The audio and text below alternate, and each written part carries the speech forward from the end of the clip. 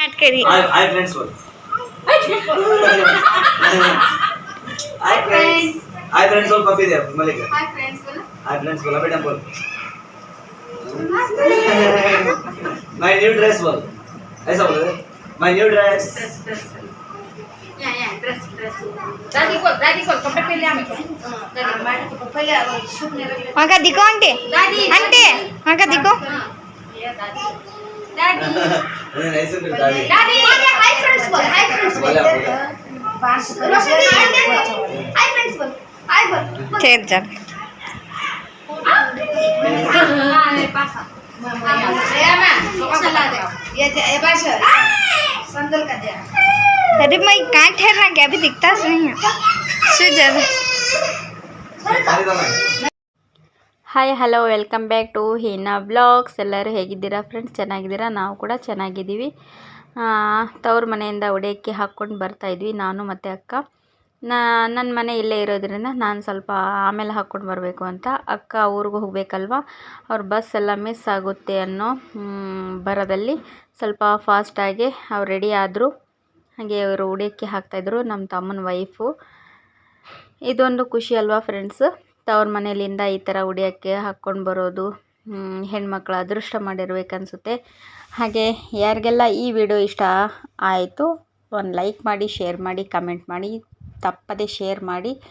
ಇನ್ನು ಯಾರು ಸಬ್ಸ್ಕ್ರೈಬ್ ಆಗದೆ ನೋಡ್ತಾ ಇದ್ದೀರಲ್ಲ, ಪ್ಲೀಸ್ ಸಬ್ಸ್ಕ್ರೈಬ್ ಆಗಿ ಸಪೋರ್ಟ್ ಮಾಡಿ ಅಂತ ಕೇಳ್ಕೊಳ್ತೇನೆ.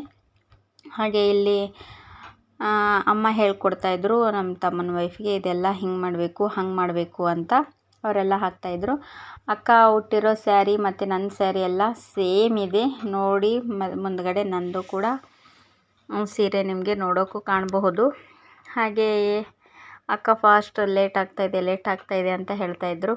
ಈ ಸೈಡು ತಮ್ಮನ ಮಗಂದು ಖುಷಿ ಕೂಡ ಇತ್ತು. ನನ್ನ ತಮ್ಮನ ಮಗ ಹಾಕ್ಕೊಂಡೇನಲ್ವ ಡ್ರೆಸ್ಸು, ಅದು ಅಕ್ಕ ತಂದಿರೋದು. ನಾನು ಕೂಡ ತಂದಿದ್ದೇನೆ, ಆದರೆ ಅದು ಚಿಕ್ಕವನಿಗೆ ತಂದಿದ್ದೇನೆ. ಇಬ್ಬರು ಒಬ್ಬೊಬ್ರು ಅಂತ ತಂದ್ವಿ. ಇವನು ಹುಟ್ಟಿದ ಮೇಲೆ ಅವನಿಗೆ ಬರೋದಲ್ವ, ಇದು ಸ್ವಲ್ಪ ದೊಡ್ಡದಿತ್ತು, ಅದಕ್ಕೆ ಇವ್ರಿಗೆ ಹಾಕಿದ್ವಿ ನಾವು. ಚೆನ್ನಾಗಿ ಕಾಣಿಸ್ತಾ ಇದ್ದಾನೆ. ಈ ಥರ ಬಟ್ಟೆ ಎಲ್ಲ ನಮ್ಮ ಅಪ್ಪಾಜಿಗೆ ತುಂಬ ಇಷ್ಟ ಇತ್ತು, ಅದರ ಸಲುವಾಗಿ ಈ ಥರ ಹಾಕ್ತೇನೆ. ಈಗ ನೋಡಿ अस्सलाम वालेकुम ಅಂತಾನೆ. ಹಾಗೆ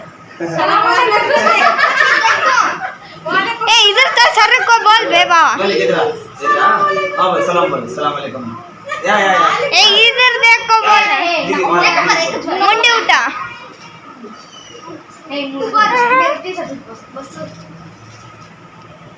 ಅದು ತಲೆ ಮೇಲೆ ಈ ಥರ ಟೋಪಿ ಹ್ಯಾಟ್ ಹಾಕಿಬಿಟ್ರೆ ಆಯಿತು ಫ್ರೆಂಡ್ಸ್. ಅದಕ್ಕೆ ಒಂದು ನಮಸ್ಕಾರ ಹೇಳೋ ಪದ್ಧತಿ ಇದೆ, ಅದು ಹಾಕಿದ್ರಲ್ವ ಅವನಿಗೆ ಖುಷಿ ಆಯಿತು, ಅದಕ್ಕೆ ಹೇಳ್ತಾ ಇದ್ದಾನೆ. ಅವನ ಬಾಯಲ್ಲಿ ಕೇಳಿದ್ವಲ್ಲ, ಕ್ಯೂಟಾಗಿ ಕೇಳಿಸ್ತಾ ಇತ್ತು, ಅದರ ಸಲುವಾಗಿ ಎಲ್ಲರೂ ಸ್ಮೈಲ್ ಕೊಟ್ವಿ. ಖುಷಿ ಆಗುತ್ತೆ ಮಕ್ಕಳ ಬಾಯಲ್ಲಿ ಈ ಥರ ನ್ಯೂ ವರ್ಡ್ಸ್ ಕೇಳೋಕ್ಕೆ. ಅದು ತಾವೇ ಮಾತಾಡ್ರೆ ಇನ್ನೂ ತುಂಬ ಚೆನ್ನಾಗಿ ಕಾಣಿಸುತ್ತೆ ಅಲ್ವಾ. ಈ ಥರ ಎಲ್ಲ ಒಡೆಯೋಕ್ಕೆ ಹಾಕಿದ ನಂತರ ಒಬ್ರಿಗೊಬ್ರು ಈ ಥರ ಗಂಧ ಹಚ್ಚೋದು. ಎಲ್ಲರ ಮನೇಲಿ ಇದೇ ಥರ ಇರಬಹುದು, ಅಂದರೂ ಒಬ್ಬೊಬ್ಬರ ಮನೆಯಲ್ಲಿ ಒಂದೊಂದು ಥರ ವೆರೈಟಿ ಇರುತ್ತಲ್ವ. ಈ ಕಡೆ ನಮ್ಮ ತಮ್ಮ ಕೂಡ ಬಂದರು.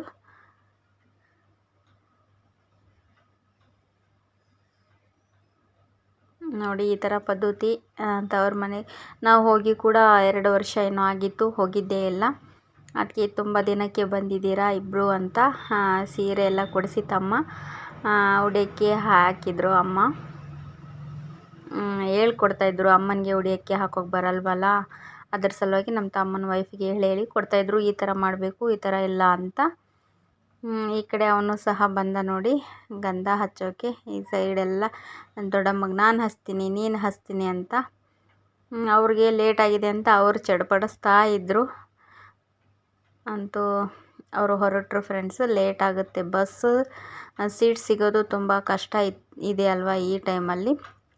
ಅದ್ರ ಸಲುವಾಗಿ ಸ್ವಲ್ಪ ಫಾಸ್ಟಾಗಿ ಹೋಗಬೇಕು ಅಂತ ಅವರು ಮಾಡ್ತಾಯಿದ್ರು.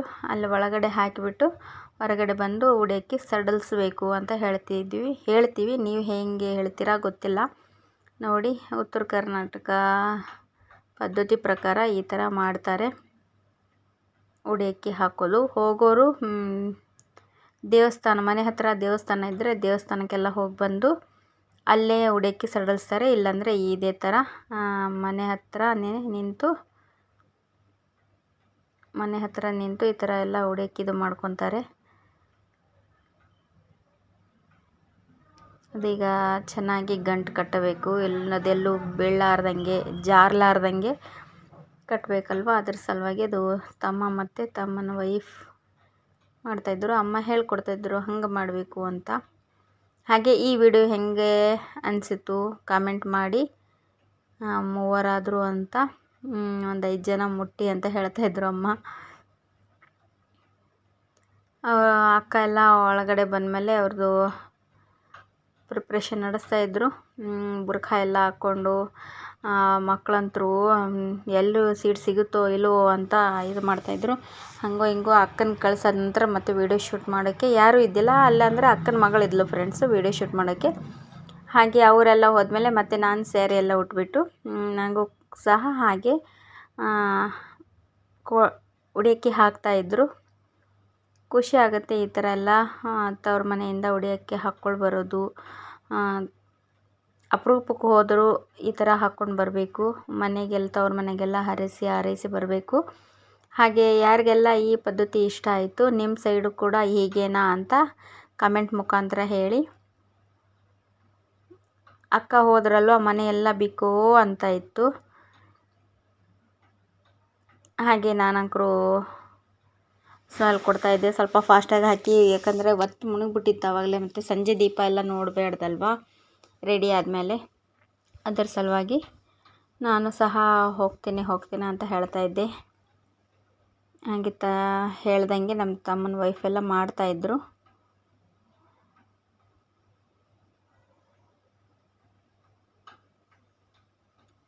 ಉಡಿಯಕ್ಕೆ ಒಳಗೆ ಅಕ್ಕಿ, ಜೋಳ ಮತ್ತು ಗೋಧಿ, ತೊಗರಿಬೇಳೆ ಮತ್ತು ಬೆಳ್ಳುಳ್ಳಿ, ಎಲೆ, ಅಡಿಕೆ, ಬಳೆಗೆ ರೊಕ್ಕ ಈ ಥರ ಎಲ್ಲ ಕೊಟ್ಟು ಉಡಿ ತುಂಬ್ತಾರೆ. ಉಡಿಯಕ್ಕೆ ಹಾಕ್ತಾರೆ ಫ್ರೆಂಡ್ಸ್. ಇದೆಲ್ಲ ಆದಮೇಲೆ ನಂದು ಸೇಮ್ ಹಾಗೆ ಮಡ್ಲಕ್ಕಿನ ಉಡಿಯಕ್ಕಿ, ಮಡ್ಲಕ್ಕಿ ಏನಾದರೂ ಅನ್ಬೋದು. ನಿಮ್ಮ ಊರಲ್ಲಿ ಯಾವ ಥರ ಅಂತಾರೆ ನೋಡಿ. ಹಾಗೆ ಈ ವಿಡಿಯೋ ಇಲ್ಲಿ ತನಕ ಬಂತು ಫ್ರೆಂಡ್ಸ್. ಬರೀ ಇದರಲ್ಲಿ ಉಡಿಯಕ್ಕೆ ಹಾಕ್ಕೊಳ್ಳೋದೇ ವಿಡಿಯೋ ಇದೆ. ಮತ್ತು ಹೋದ ನಂತರ ನಮ್ಮ ಮನೆ ರೋಟೀನ್ ಮನೆ ಡೈಲಿ ಬ್ಲಾಗೇ ಹಾಕೋದಾಗುತ್ತೆ. ಇದು ಅಮ್ಮನ ಮನೆಗೆ ಪೂಜೆಗೆ ಹೋಗಿ ಬರೋ ಟೈಮಲ್ಲಿ ಇಷ್ಟೆಲ್ಲ ಆಗೋಯ್ತು ನೋಡಿ. ಅದೇ ಸೇಮ್ ಪ್ರಕಾರ ನನ್ನ ದೊಡ್ಡ ಮಗಳು ವಿಡಿಯೋ ಮಾಡ್ತಾ ಇರೋದು ಅನಿಸುತ್ತೆ.